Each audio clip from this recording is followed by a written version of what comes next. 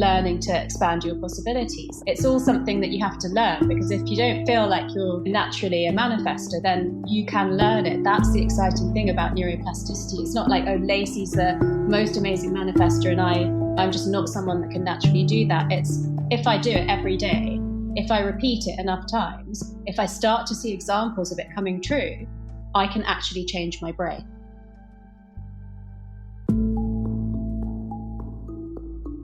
Welcome to the Expanded Podcast with your host, Lacy Phillips.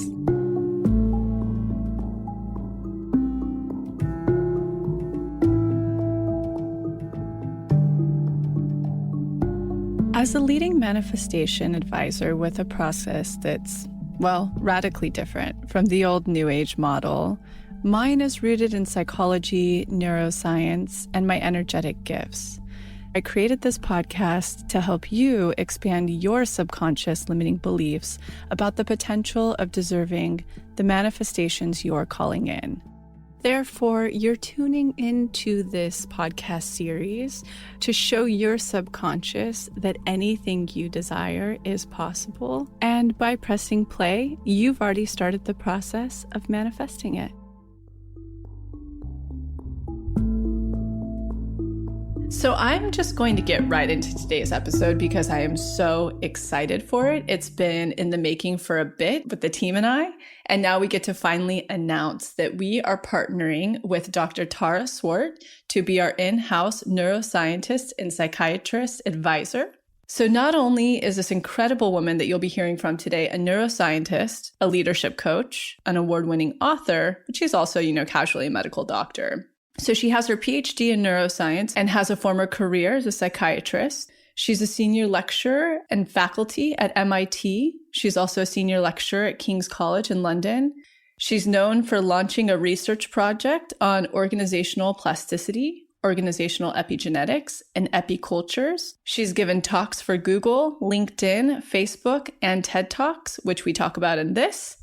And she's also an award-winning best-selling author with her newest book, The Source, which shows us how the ancient tools of manifestation and visualization are fundamentally powerful and incredibly effective at freeing us of self-limiting behaviors and propelling us towards our truest, most authentic selves. She could not be more aligned with everything we believe in, and we have the privilege and honor to finally be announcing this partnership. So what you have to look forward to is the fact that we will be collaborating with her to completely comb through the work to add science-based research to our workshops and creating the most effective process possible to use neuroplasticity amongst other tools to help propel your process of manifestation. Today, we get into a plethora in this episode. And one thing I just want to point out right at the top is that we cover quite a bit of languaging that I tend to use in the workshops because they're rooted in psychology, neuroscience, and energetics. So a few things that we get into just to wet the palate is we really get her overview of the subconscious mind, the science behind it, along with neuroplasticity, what it is, how we're affected by trauma, micro traumas, macro traumas, how long it takes to rewire the brain. We get into pushing past fears, what that looks like, what that creates. We get into the science of self-worth and how that affects the brain, what looping is and what that looks like, and the importance of reinforcement and how to actually create neuroplasticity in the brain for, again, the most effective process possible. You'll be hearing from her in many upcoming explained episodes as we are excited to bring you and ourselves a far deeper knowledge of neuroscience and psychology. So without further ado, let's welcome Dr. Tara, who I'm now advised to just call Tara, onto the podcast. And we are officially recording. How are you doing? I'm really good. I was just saying I did an IG live with Dr. Taz, MD, who's in Atlanta, and I really respect her. And then for me, I've been waiting all day to speak with you. So I've just been so excited. And, my husband knows that we're doing it. He's kind of been saying good luck and everything all day. So it's really... it's just so, I just think it's such a wonderful collaboration, and I'm just really excited to have this conversation and finally meet you. We are as well. We manifested you, like, for lack of a better thing to say. But I manifested you. Wow. Yeah, because we've been pushing this around for a bit. We have a whole shift that's about to happen, and this was a huge piece of it. So this is divine timing for both of us, and we're really excited. And I know the listeners today are going to be so excited because, with my little information that I know about neuroscience and epigenetics and psychology, they're always so thirsty to get to the real bottom of things.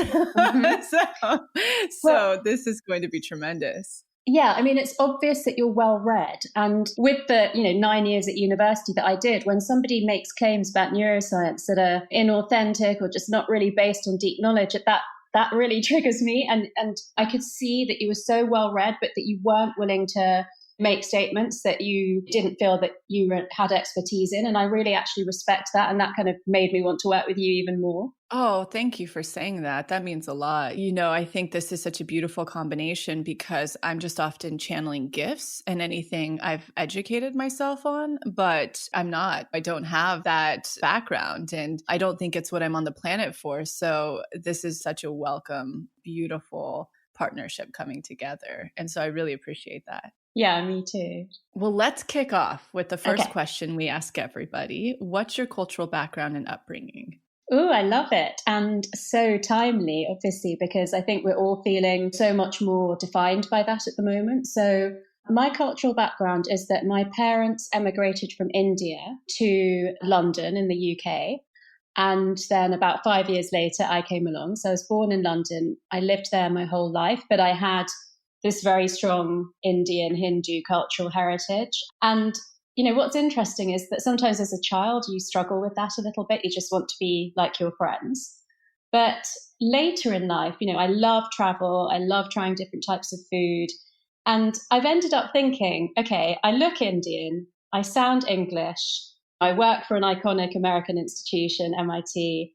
My first husband was South African, so I have a South African surname. My husband now is Canadian, so I've double-barreled the surname. And I just feel like such a citizen of the universe that I almost feel like very undefined by that, but I'm very happy that I had a rich cultural heritage and access to a second language and all that kind of thing. Yeah, we'll get into it, but I had the chance to obviously watch your TED Talk. I think that you have some incredibly innovative, approachable tools too for this exact conversation. So we'll pause on that for a minute. What about your astrology sign? I know that's always a funny one to ask anybody in science. Oh no, I'm completely into this. So I'm probably going to give you a more complex answer than just give the it star all. sign. I'm Leo with Scorpio ascending, and my moon is in Libra. Wonderful. I've been surrounded by Leos lately. I've actually been calling more of you in. So again, that divine timing. So what are you? Because now I need to know how compatible we are. Based on our primal triad, we're incredibly compatible. So my sun sign is Aquarius with the Capricorn moon that's obviously feeding your Scorpio, your Libra moon's feeding my Aquarius, and then I have a Leo rising. So we're incredibly very compatible. That is so, we genuinely did not know that for your listeners. Nope. No. This is the first unveiling. Okay, so you have quite a resume. PhD in neuroscience, as you mentioned, faculty at MIT, research projects on epigenetics and plasticity, neuroplasticity, which I can't wait to get into both deeper. Best-selling author, psychiatrist, talks at Google, LinkedIn, Facebook, an epic TED Talk that we'll be linking. What piqued your interest to pursue this? It sounds so embarrassing when you say that. I know you're probably blushing. I would be on the other end. Yeah, I am actually. It connects to my cultural heritage, actually. And being a neuroscientist who's obsessed with neuroplasticity, I'm very, very, I see connections everywhere because I believe that's how the universe works. And I know that it's how the brain works. So having first generation Indian immigrant parents, I was literally told I was going to be a medical doctor when I was born. By the time I was 2, I was being called, my pet name when I was a child was Taru, and I was called Dr. Taru. So it does make me giggle that your team call me Dr. Tara, because I've never said that they have to, but they call me Dr. Tara. Oh, that's so funny. We're such good pet students in a way as well. I know. Say that. That's lovely. It's really sweet. So I was actually I love languages and history and geography, but I was good at science and math. So it wasn't, it was quite a natural progression to go to medical school. And it works a little differently in the UK. So I went at the age of 18, straight after high school, into the preclinical part of medical school. And that's where you study the anatomy, physiology, biochemistry, pharmacology. And I just realized then that I loved the neuro part of all of those. So the neuroanatomy, the neuropharmacology, so what the brain looks like, how the drugs work on it. And so when I got an opportunity to do some extra research before going on to the clinical part of medicine, I felt, at 22, 23, it was a bit early for me to accelerate through to becoming a doctor in 3 years' time. So I thought I'd pursue this passion in neuroscience. And now we're talking 25 years ago now. So wow, it was recently discovered at that time, correct? Yeah, I mean, it was not a sexy subject at all. And we didn't even have CT scanners or anything. So I was literally cutting up pieces of brain and looking at them under a microscope. And when I say recently discovered, neuroplasticity was very new at that point, wasn't it, 25 years ago? Yeah, absolutely. I mean, I don't think I knew about it at that time, because when I went back to medical school and in the hospital where I was practicing, we got our first CT scanner. I was very skeptical of it, but little did I know that the technology was the thing that was going to allow us to look at brains that didn't have pathology and see what happens when you experience an emotion, when you recall a memory, when you learn something.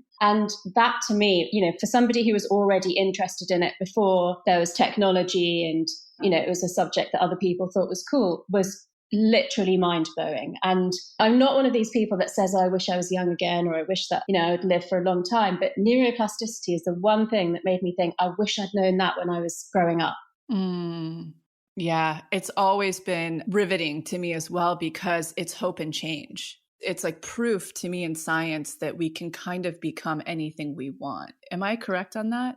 Yeah, I mean, that is I just get chills when I hear you say that, because for so long we thought that by the age of 18, your brain was fixed and you were stuck with the personality that you had. And just that whole narrative, that's drilled into people throughout their childhood, we believed that and we stayed stuck. And neuroplasticity, to me, the word, I love the words that you use, but for me, it's about growth. I sort of see it like a garden, the way that you can blossom, the way that different parts of the garden develop at different times and how you can change things. And yeah, you're right. Absolutely. It's hope. It means that you're not stuck with that narrative that you had from childhood that was probably actually partially programmed by other people. It's not even your narrative.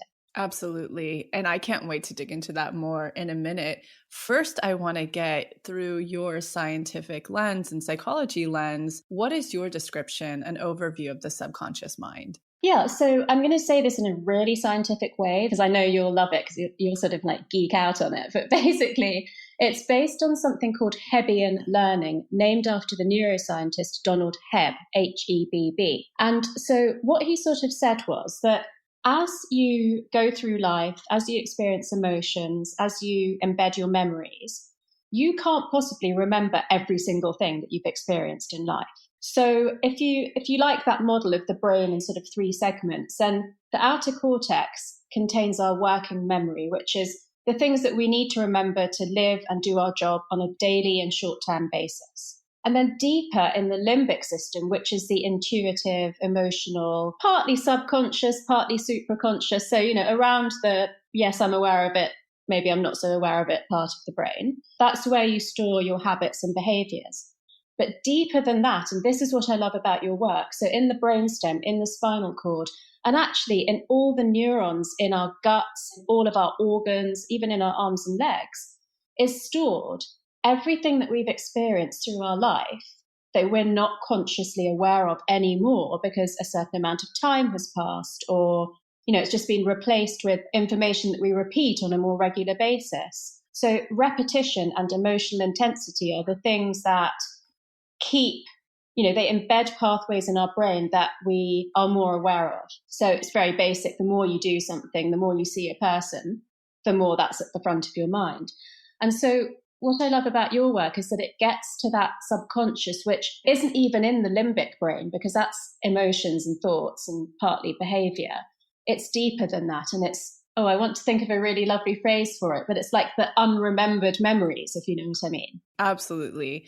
And this is a little bit of a segue because I'm going to bring it back to education, but I'm often I kind of have a tool bag and I'm just always going through whatever works. The deep imaginings in our work, it's EMDR. There's the thing called Psyche you might be familiar with, the whole brain integration. What do you think of EMDR? I'm curious about that because sometimes I find that super speeds things for me. Yeah, I haven't got personal experience of it, I have to say, but my psychologist colleagues have said that they can't explain it necessarily, except that it probably is to do with the bridge that connects the left and the right halves of the brain, but it does accelerate any sort of therapeutic process. So I don't want to say that I've had personal experience of it, but from what I've heard from very respected colleagues, it causes an acceleration, and it will be to do with connecting up neurons in different parts of the brain, because the brain, it's very interconnected, but it also has compartments. And the more you can connect them, the more you can get out of your brain. Yes, I love that. And that's actually a perfect segue into tell us your overview and definition of neuroplasticity, just a general scientific introduction to those who have heard this word thrown around in this brand or have engaged with the work, but are still like, what? I love to have like a simple sort of one phrase, and then I can certainly go into it deeper. It's basically the ability of the brain to grow and change throughout life. So the fact that it remains what in neuroscience we call plastic, but that just means flexible. So it's more like plasticine than plastic, sort of bad plastic. And the fact that this particularly happens to a much greater extent than we knew until we had sophisticated scanning technologies in the adult brain. So, if you have children and, you look at a child, how much they grow and change and learn from 0 to 2. They learn to walk and talk. I mean, it's actually incredible. And then in teenage years, there's quite a lot of pruning off of neurons that they don't need anymore. And obviously there's a flood of hormones and things change in several ways. And then, like I said, we used to think that rapid change occurred until we were about 18, and then it was very little or nothing. What we've seen now is that the natural neuroplasticity, which is how much our brains are molded and shaped by everything that our brain is exposed to, so everything we experience, people, relationships, emotions, memories, food, everything, that process is actually very naturally active until we're about 25. And that from 25 to 65, you have to make a little bit more effort to keep your brain as plastic and flexible as it possibly can be. So it's harder to learn a language after the age of 25 than it is prior to the age of 25, for example. And I use language as an analogy a lot because it's quite an easy one for people to imagine as the example, but it applies to any new learning and, not just tangible things like cooking or formal learning, but also things like learning to be more emotionally intelligent, learning to be more resilient, learning to expand your possibilities, like in the manifestation work that you do. It's all something that you have to learn, because if you don't feel like you're naturally a manifester, then you can learn it. That's the exciting thing about neuroplasticity. It's not like, oh, Lacy's the most amazing manifester and I'm just not someone that can naturally do that. It's if I do it every day, if I repeat it enough times, if I start to see examples of it coming true, I can actually change my brain. Amen. I agree. And that was something, I learned pretty early on when friends and family would ask me, can you show me this thing you're doing to manifest? And I was like, I don't know, maybe it's a superpower of mine. And that's when psychology and neuroscience became a big part of it, because I was like, oh, anybody, absolutely anybody can do this. It's just finding, like you were saying, the reinforcement, repetition, the examples to see to believe, and also finding their own process that works for them, their own patterning. So thank you for touching on that. Can you explain to us, there's a breakdown of questions I'm going to have in terms of neural pathways. Is it true, to my understanding, when at any point in our life, when we experience trauma, micro or macro, it can create a new neural pathway or a new loop much quicker than when we're reinforcing the positive or reinforcing just a new habit? That's such a good question for quite a few reasons. So one is, as I mentioned before, the emotional intensity has a very strong impression on the brain. Even if you repeat something many times, you can have one very emotional incident and it will strengthen a pathway or create a pathway in the brain as much as something that has low emotional impact but you've repeated several times. The second part of what you've asked about is really interesting. It's called loss aversion.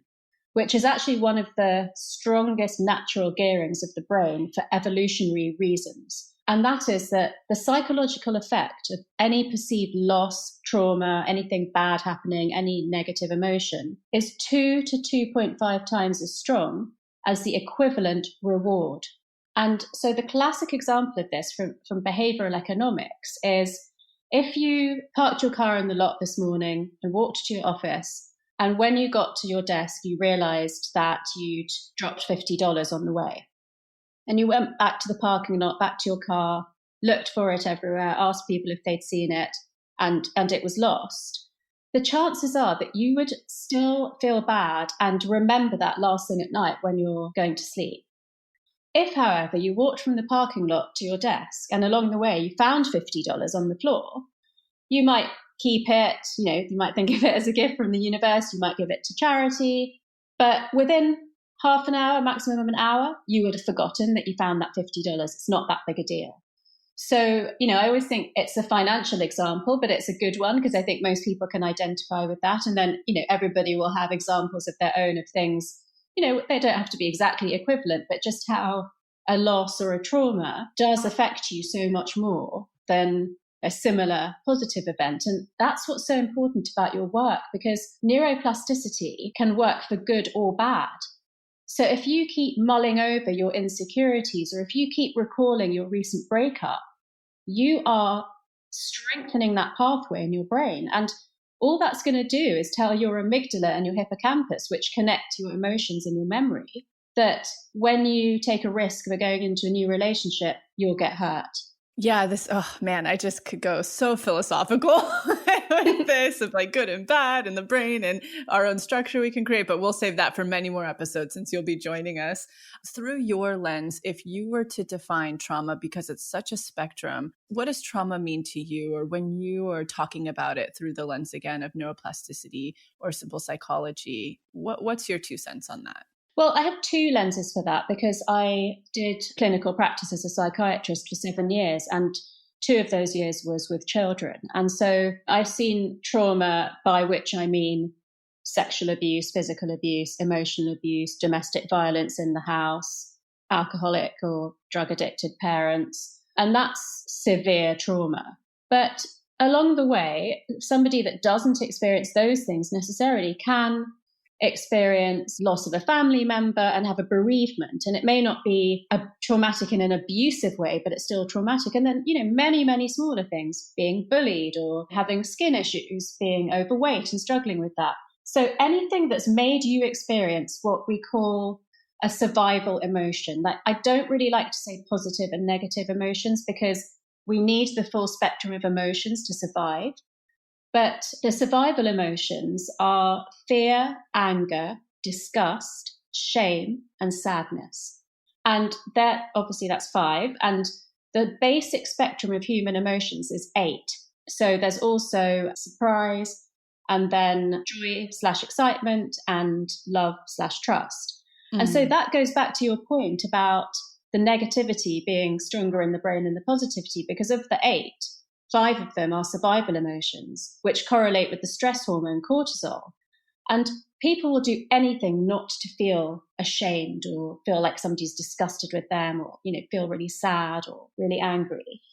So I would say from a brain science point of view that anything that's made you experience those emotions, particularly for, not just for 15 minutes, but for a longer period of time, because that increases the cortisol in your entire system that comes from your adrenal glands but circulates in the blood, high levels of cortisol actually cause cell death to neurons. So that's trauma. That's physically killing brain cells through stress, which what underlies that is these survival emotions. Wow, there's so much to touch on with this recently, not just in the current affairs, but also just this entire year collectively. But I'm going to save that when I dig into your TED Talk a little bit more. But that was such a great overview. And it really shows that each of us, I would argue many of us, are constantly engaging with those top 5 in survival.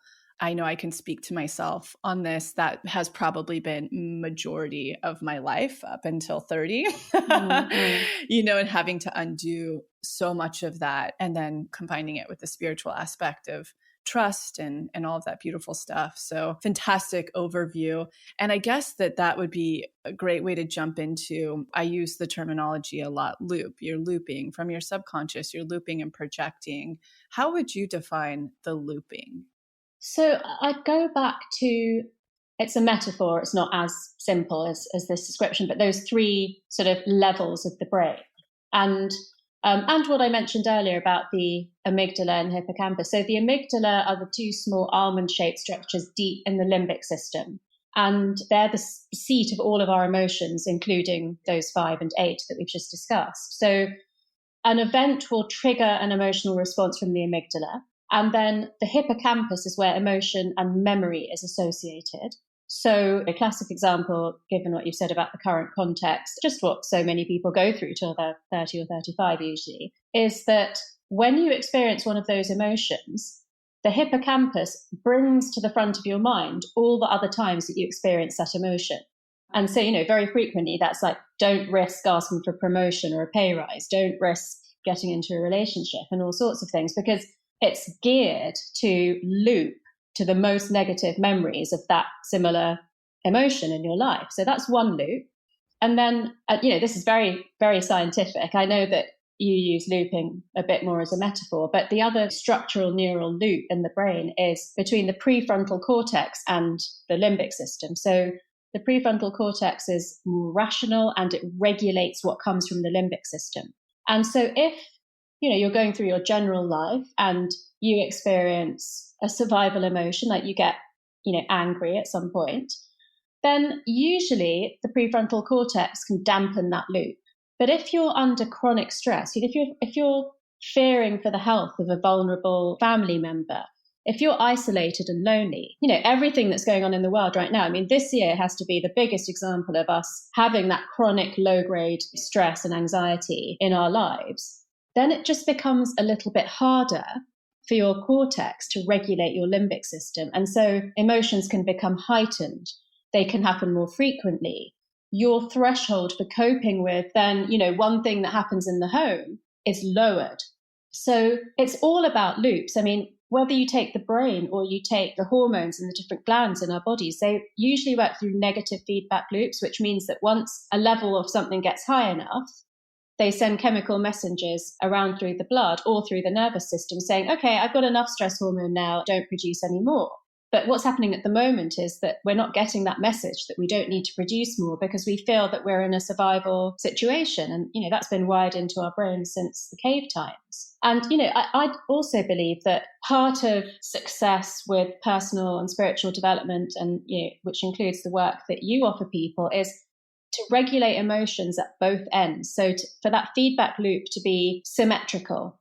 So if you experience huge waves of joy and excitement, then actually what you're saying is I'm prepared to experience huge lows of fear and shame. And so it's about gently just having a safe pair of hands around the bandwidth of those loops either way. Yeah, I'd say I oscillate between this year particularly. At most times I have a bit of a balance, but I imagine that many people can identify with that oscillation between the big swings. And so you're saying it's about really coming into the regulation of being able to balance out both in a smaller swing set. Yeah, and I think, that's hard enough in normal times, but it's definitely harder now. One of the things I really love about you is how authentic you are, and that you say, I struggled with that till I was 30. I'm experiencing this now. I do the same because I feel like if people like us, who probably seem to be so regulated and such manifestors, share the times that they don't feel like that, it allows other people to share that too. And I've just found that so useful in this time of lockdown when I speak with my friends who I can't see and who are all over the world, to share some of those things, because it gives people permission, and then we share more. And you just hope that if you do have a really bad day, or something happens that's out of your control, that you can go and speak to those people that you shared with without shame. Yeah, I find it to be absolutely important. And I'm so grateful you touched on that. And sometimes I'll get flack and people will say, manifestation guru, spiritual teacher. And I'm like, oh, no. Oh, no, no, no, no. Don't put me up there. I'm shoulder to shoulder with you. I'm working through my stuff. And I agree. I think that that's so important because I also think there's a fall of that happening in society now, which is very important, is that we're empowering ourselves to become our own guide, and really trusting our intuition. And I think what helps with that is taking away this illusion that everybody else has it figured out. So I love that you say that, it's vulnerability at the end of the day, and vulnerability, maybe you have more to touch on this from more academia, but I believe vulnerability is the gateway to empathy, which is connection to me. Yeah, absolutely. I really, really agree with that.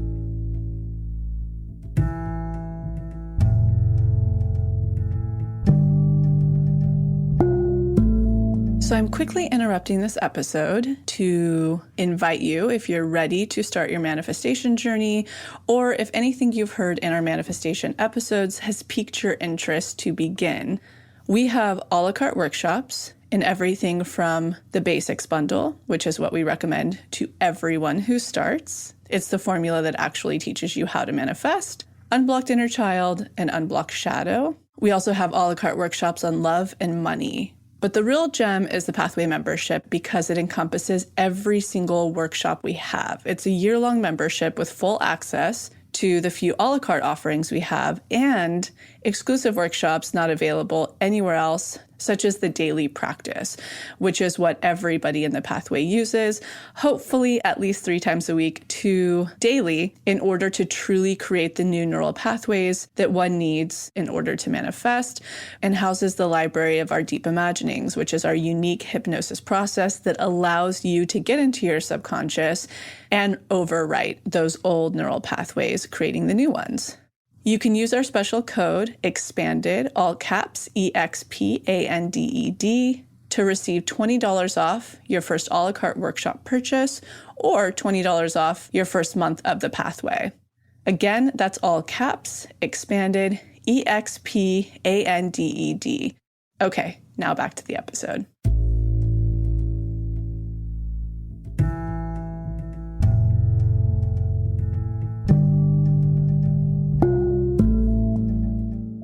Talk about low self-worth for a moment. I mean, you've definitely touched on this, but I think it's really at the root of why people are blocked in manifestation, and it comes down to, usually I've seen when I was working with clients that it would be, I'm unlovable, I'm unworthy. Talk about that a little bit and just your perception on that and how it relates to the brain. And then, of course, using neuroplasticity to shift that. So, vulnerability and actually low self-worth are connected to rejecting elements of yourself that were criticized during your childhood. So I think, if I put those all together, so what I was trying to say was, if you say that, oh, I had terrible PMS and I cried and screamed and then the next day I was fine, accepting that is actually okay. But if you feel shame forever and you sort of, it damages your relationships, then it's going to have a negative effect on your life longer term. So the shadow work is so important because what it actually achieves in the end is it tells you that those things that you fear are so bad about yourself actually aren't so bad, and that you can own them and be honest about them. So low self-worth is very connected to that. I believe because repetition and emotion intensity are so important in building neural pathways in our brain, that likely the longer something's been going on, or the longer it's been said to you, or the longer you have recalled it in your mind, the stronger the neural pathway is. So something that you've been told since you were 2, or that you've thought since you were 5, or that you mulled over in your teenage years so much, every time you have a thought or recall a memory or experience an emotion, 2 single neurons form a synapse between them and make a pathway. So I was going to say earlier about the mechanisms of neuroplasticity, which are myelination, which is coating a neural pathway with a fatty substance that increases the speed of conductivity of electrical signals along that pathway.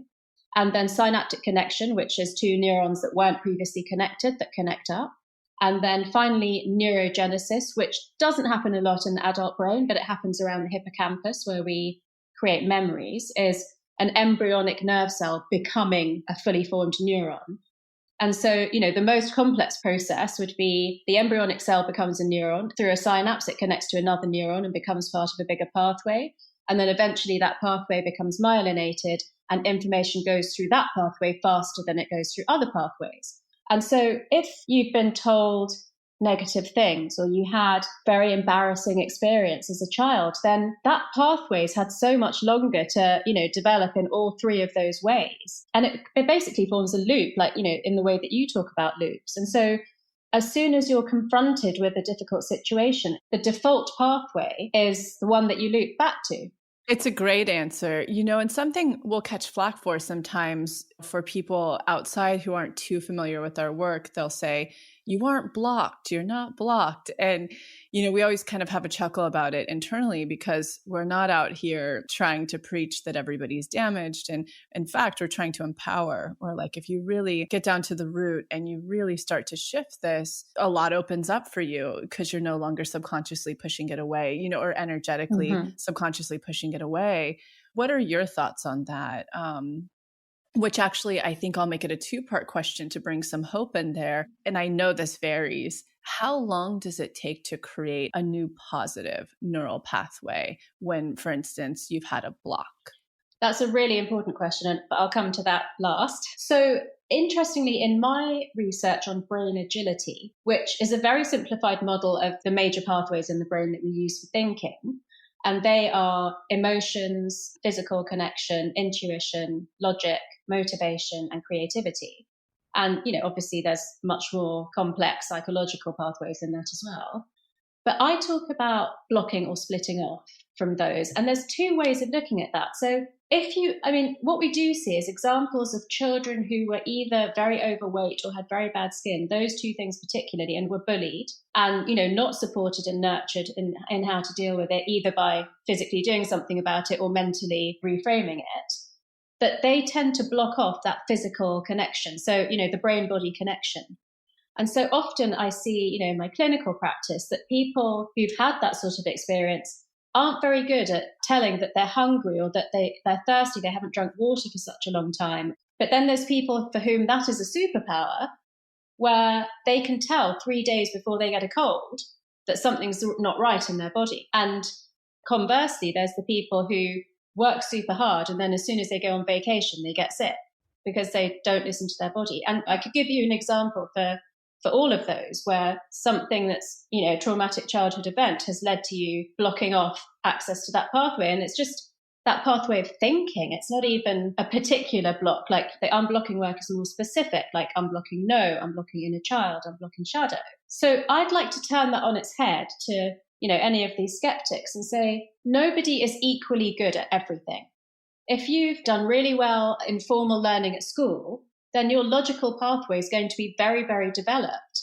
And if you're also really creative, then that pathway will be really developed. And all that means, you don't have to say blocked. I do believe that there is blockage, but what you can say is some of the pathways aren't as developed as the really good ones. But imagine what your life would be like if all of your pathways and loops could be as good as the ones that you're really good at. So I think that's the hope sort of part of it. And then to answer your question very specifically about how long it takes to form a new neural pathway, I'm going to use my language analogy because we're talking about complex things. We're not talking about starting a gym routine or changing your diet. We're talking about really complex psychological pathways in the brain. And so for them, it takes about as long and will be about as difficult as it would for you to learn a new language. And then even within that, I could download an app and promise myself that I'll spend half an hour on it every day and then miss a few days and eventually never go to, let's say I download a Spanish app. If I don't go to a Spanish-speaking country on vacation sometime soon, I'm never really going to use it. I'm not going to have that accountability to learn my Spanish. But if I take a weekly lesson and I know that there's an exam at the end of 6 months and I've booked a holiday to Mexico, I'm so much more likely to learn that language. And that's why the structure of what you offer can not just accelerate, but also deepen the effect of what the person's trying to build a pathway in. Wow, you touched on two really important things. For the average listener, usually doing the work, we say that where you have low self-worth looping, you tend to not manifest very simply. That's where you're blocked, essentially. You know, that's how we use it, but that's just where you may have that negative looping. You've never seen to believe something else possible through mirror neurons. And you touched on that so perfectly in the first part of this answer, whereas where you're more developed and you've had positive reinforcement or you've had success, we say that you manifest that a lot more simply, usually. And I think that that really highlights that for the person who's doing the work. And then I love your language analogy because, you know, we even just sent out a survey, in fact, this month, and it's really amazing to see how it lines up. Like who's manifesting? They're the people who are doing the work more often, of course, you know, and it's essentially what you're saying. It's higher stakes reinforcement. They're taking it into the world, which we can talk about in a minute. And I just think that's a really great highlight just from the brain. Yeah. Like, how the brain works. And so thank you for walking us through that. And it just grounds and anchors any process a lot deeper. Even for me, as I was listening, I was like, yeah, I'm thinking of the things in my life that I'm even doing habit shifts on right now and how important kind of what I heard you say that stakes are and practicing it in the world as well, you know, reinforcing it in a conscious state. I mean, you and I literally could speak for 2 hours, so I'm glad we're speaking again. Everybody listening, this is going to be a fun ongoing event with our explained episodes. So This will be so exciting and will develop and transpire to so much knowledge and information and philosophizing together. And it would be great to hear from people, you know, which bits of this they would like to hear more about, because we can absolutely respond to that. So I wanted to add 2 things here. One is that you've actually kind of covered off a bit of that potential issue with your expanders, because in the brain, if we believe that something's not possible, then there's a physical difference between what you can achieve and what you can achieve if you just think that something's possible, even if you've never done it before. And the classic example of this is Roger Bannister, who's the first human to run a mile in less than 4 minutes. So before he did it, professional athletes around the world thought that it was humanly impossible to run a mile in less than 4 minutes. After Roger Bannister broke that record, in the next 3 months, 7 other people ran a mile in less than 4 minutes. Because once they knew that it was possible, and this isn't just a mental activity, they physically achieved something that they'd never achieved before. So, you know, that's held up as a sort of classic example of that. Am I correct when I touch on mirror neurons? That may be a bit of science that you can actually go deeper on and give us a correct overview. Is that what's happening when we see to believe something's possible through either stories like that? That's an account, right? If we're runners and we hear of that account, though we may not have been there to witness it, we now go, wow, oh my gosh, that's achievable. It's quite interesting because my book, Neuroscience for Leadership, that came out in 2015, I mentioned mirror neurons. But actually what's happened with the science, and this happens a lot with neuroscience because we're still learning a lot about neuroscience. And actually that's one of the things I like, that it's not a finished subject. There's a lot more to learn. It's actually quite, you know, neuroplasticity, like you said, is a relatively young subject. So mirror neurons, when the research first came out, we thought it was as complex as what you've just said.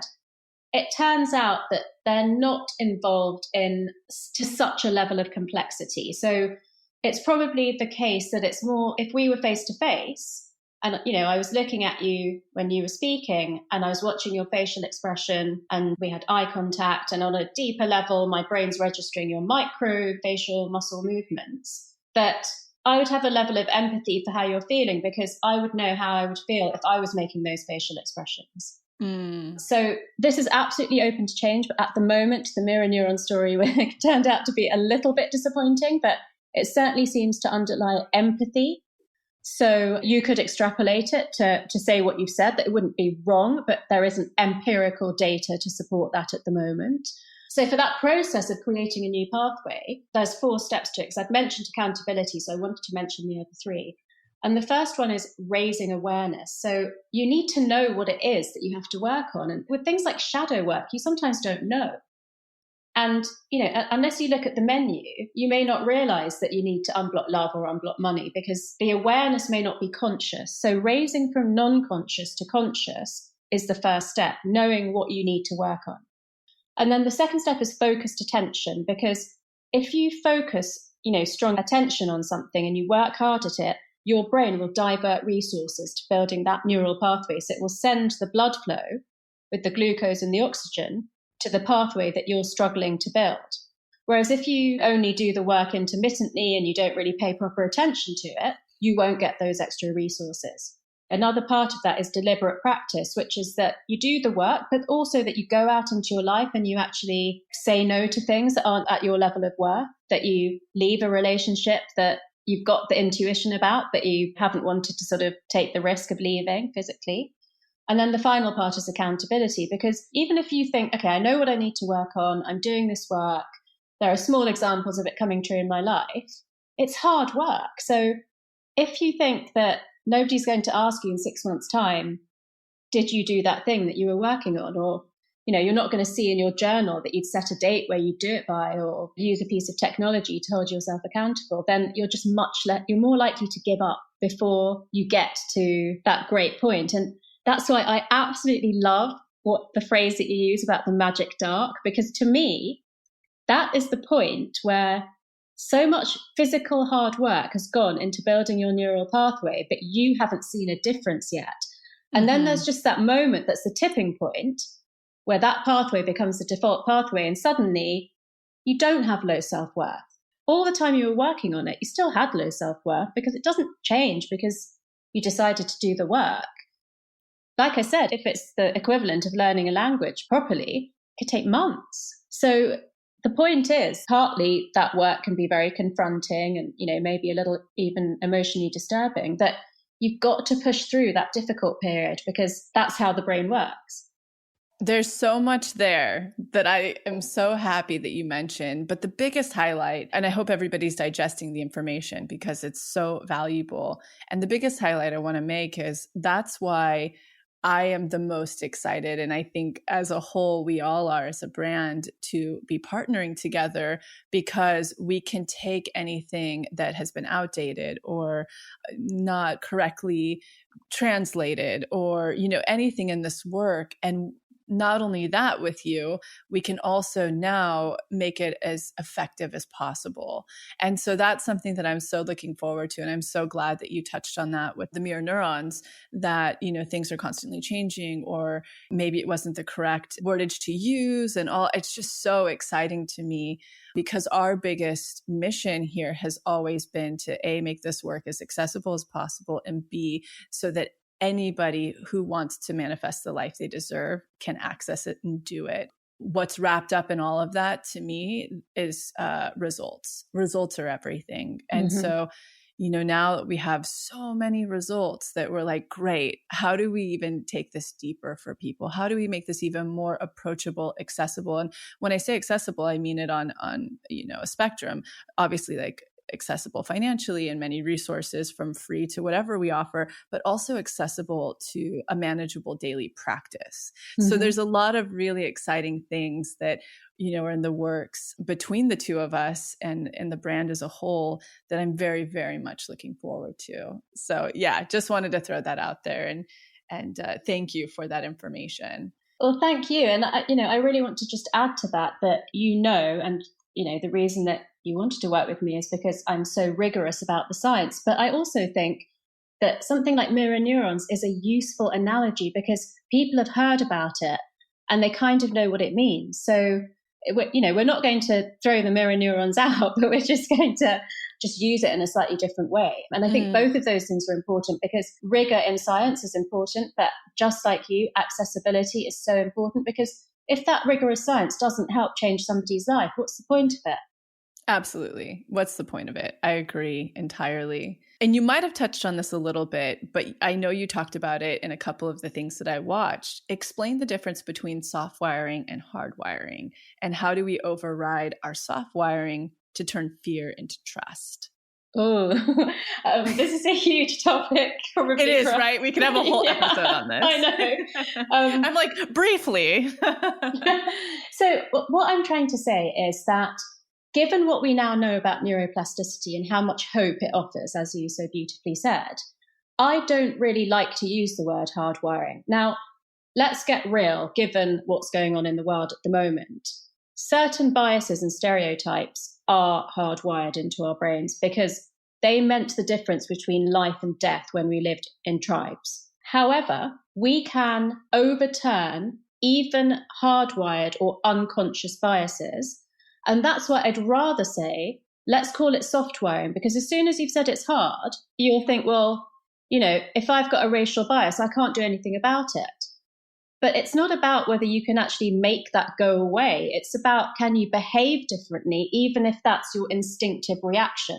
And so I just think soft wiring is a concept that goes with neuroplasticity. It basically says, okay, I have a natural tendency, I have an unconscious bias, but I choose not to default to that if I can help it. And I know that you've seen my TEDx talk on stereotypes in the brain. And I think the moment in that, because I rewatched it recently, where the audience gasps, is where I show a graph of judges granting parole to young Black men.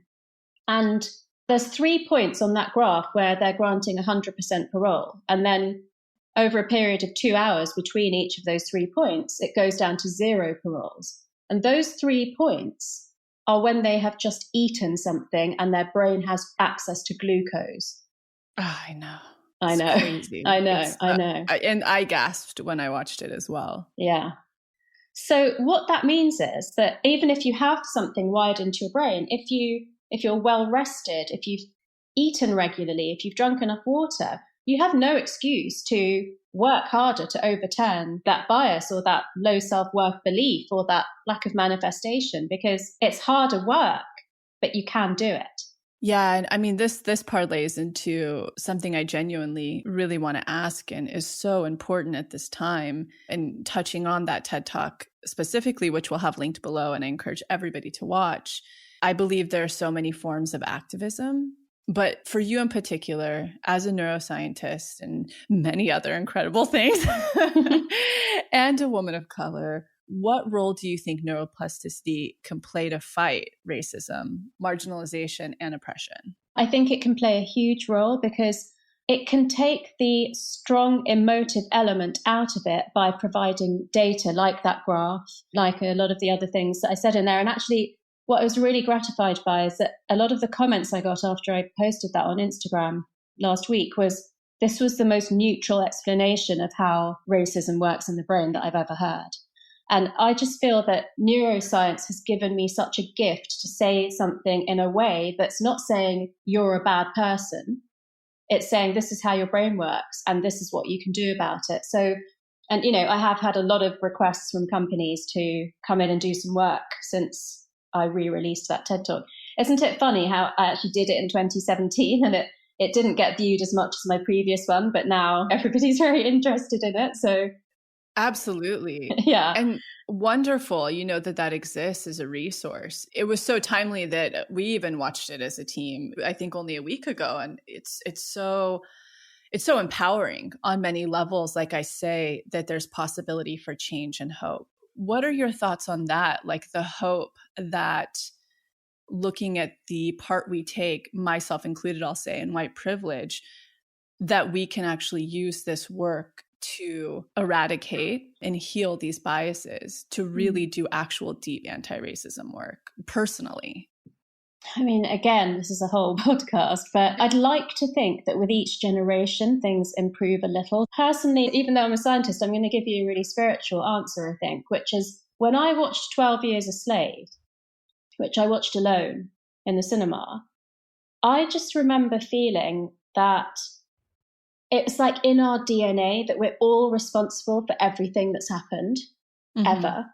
And that's the sort of universal connection point. And, words are failing me because it's so, so important. And we have to believe that we can do something to change this. And so I'd like to give you a little exercise that your listeners can use, which is the most powerful one from a neuroscience point of view that I have found to be able to change this. But I do think that each of us need to do these small things, because we can't say the world needs to change if we're not making some changes ourselves. But if we make that change as a collective, then it can be really big. So this study comes from the Arab-Israeli conflict, where people were presented with a description of a person. And it was particularly biased with the name and the description of where they live and what they do to either be very obviously Arab or very obviously Israeli. And the descriptions were given to both groups of people. And brain scanning showed that when you even just read about somebody from your out group, that the disgust circuitry in the brain was massively triggered. Stress hormones were released. And then they showed that if you did this exercise where you made a list of people that you could turn to if you desperately needed help. So you think about it, you write out the list, you look at the names on the list, and then you repeat that same experiment where you're given descriptions of people from different groups, your in-group and your out-group, that actually the response to the out-group was much, much lower than it was before doing that exercise.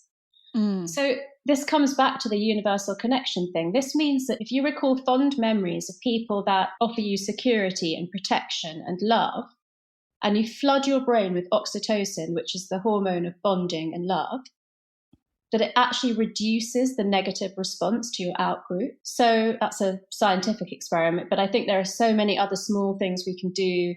We can all travel, well, when we can travel to unusual places, meet different people, talk to strangers, eat foods that we don't normally eat, try to learn a few words of the language if you're going to that country, or learn another language. All of those things open up our brain to decreasing what's in our out group.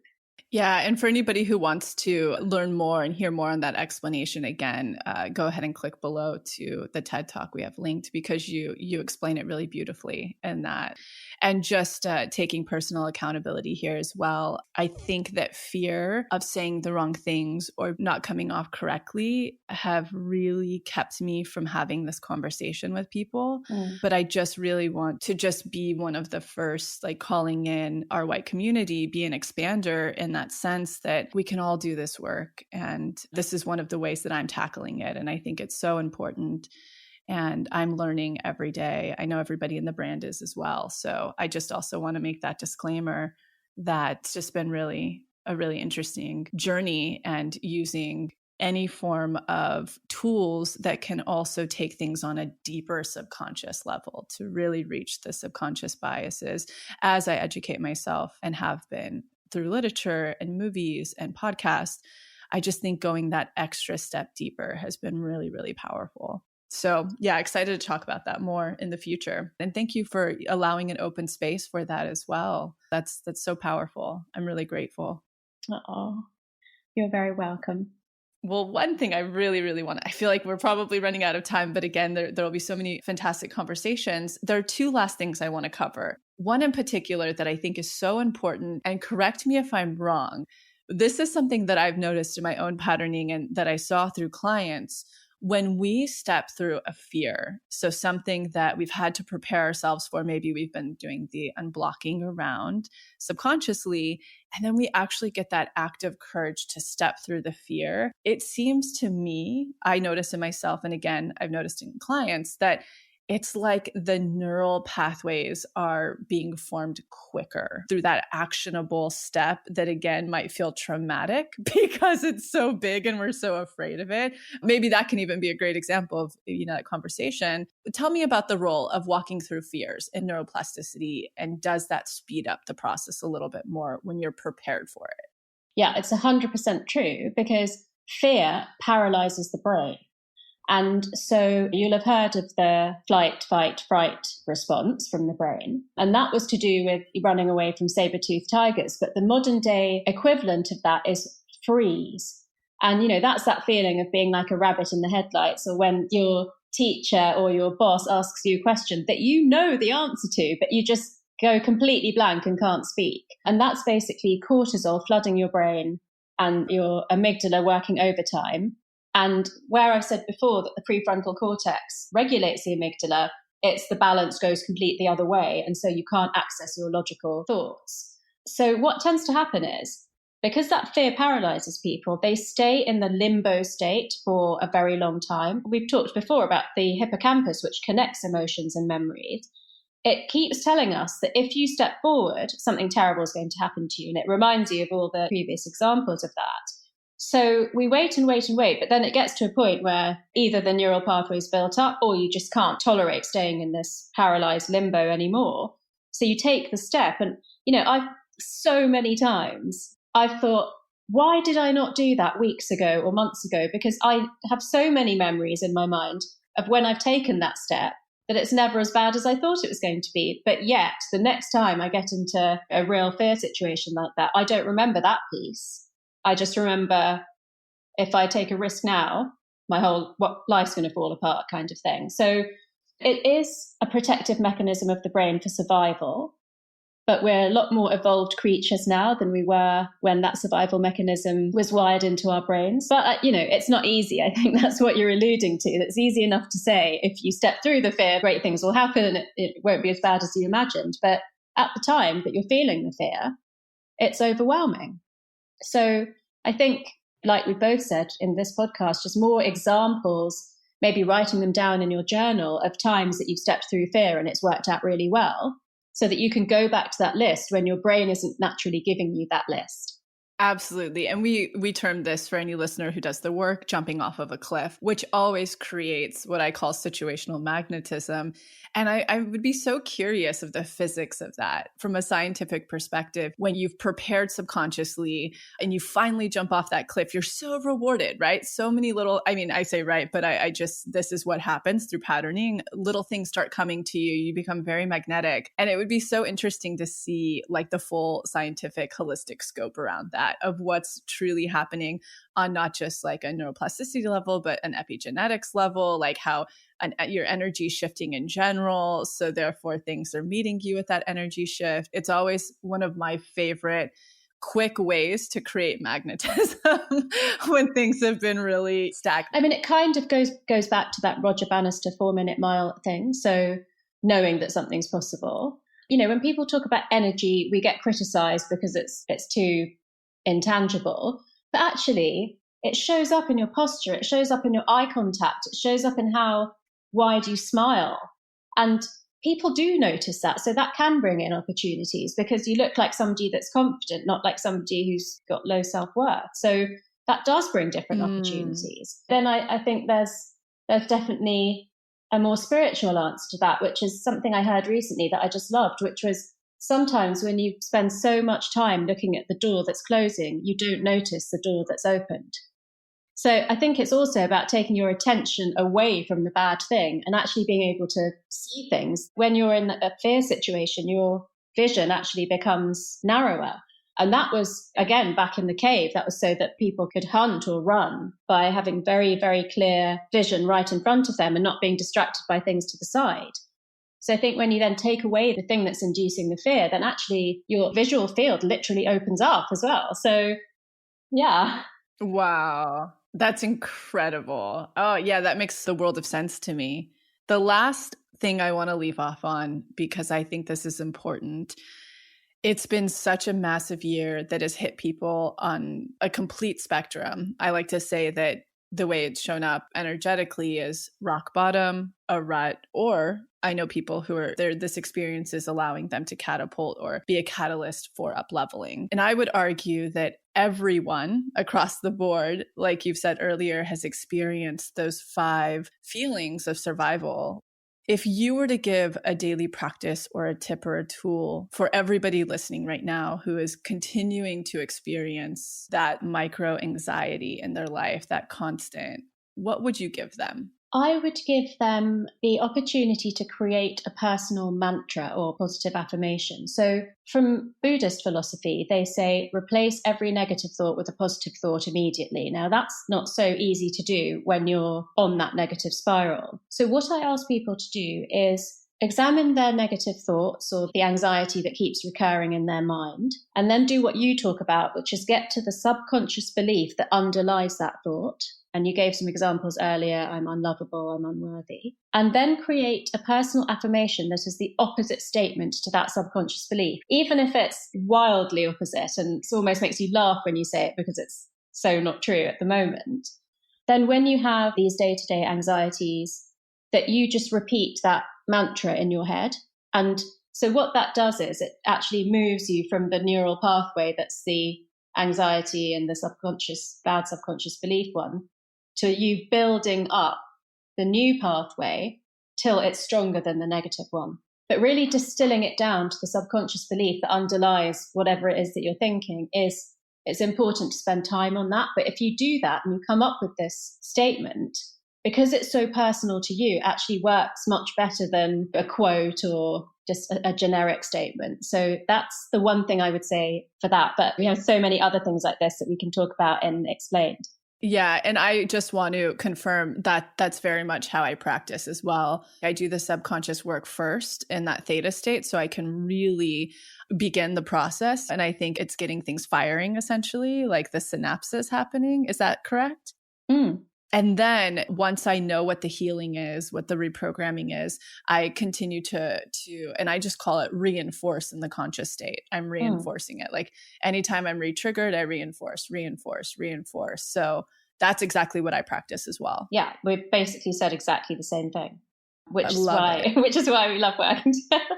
I know. I can't wait to so many more awesome conversations. For anybody who really wants to get to know Dr. Tara a bit deeper, tell us where we can find your book. Obviously, we have that great TED Talk linked below, and anything else to introduce you to this community so they can get to know you more along the way. Oh, thank you so much. The first thing is I love it, but you don't have to call me Dr. Tara. You can just call me Tara. I know, I can just You know, it's actually really cute. What I'm very curious about, is your name pronounced in the States Tara or Tara? Well, I have to say to people, please call me Tara, because I've literally said to friends that if we're going to be friends, you have to call me Tara, because I don't like Tara. Rather than yeah, exactly. In Tara, because I have this really funny story. My favorite human design reader, she also grew up in London. In fact, you guys have very, very similar London accents, because I now spending a lot of time in the UK, I can start to pick up the different accents. And it's actually really funny because we have a mutual friend now that she introduced me to, and her name is Dara. But because I only heard her talking about Dara for so long and saying Dara, I would always call her Dara. So finally one day I was like, wait, am I calling you the wrong name? And we had a good laugh about it. But that's why I wanted to clarify with you. Do you know, I actually think I know Dara as well. Is she a neuroscientist? No, that's really powerful. Like if we all ran around neuroscientists all the time, I don't have that powerful. You've got one.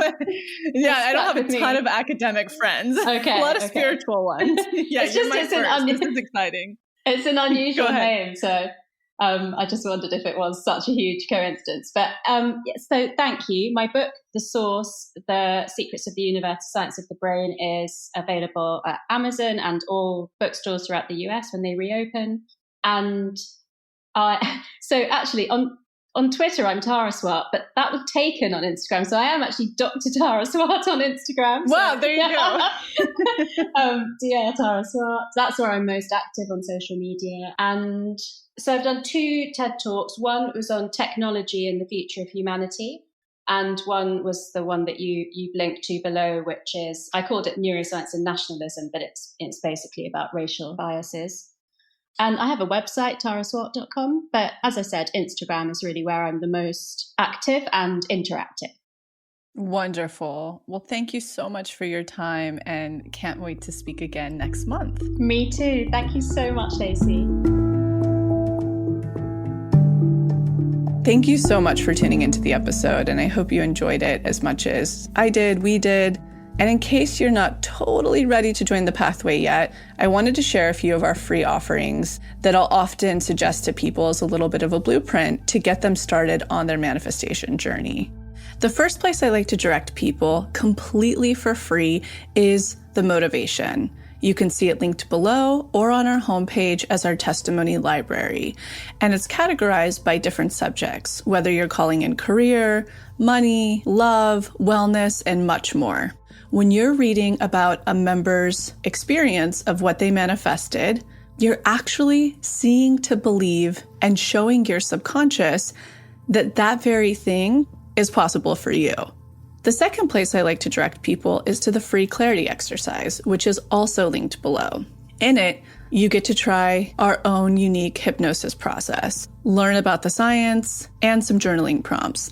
And the best part about this, you'll get a tiny taste of what it's like to go into your hypnotic state bring your subconscious forward, and create new neural pathways while receiving clarity.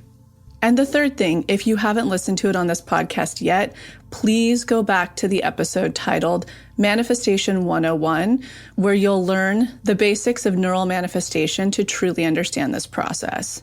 So go ahead and check out those free resources, the motivation, the free clarity exercise, and the episode Manifestation 101, all linked below. And in an effort to make sure to have representation in this process series, go ahead and submit any process testimonials you have, especially to our LGBTQ+ community, our BIPOC, as well as the WISE, which is anyone in the community who is 45 and over. All right, we'll be back next week.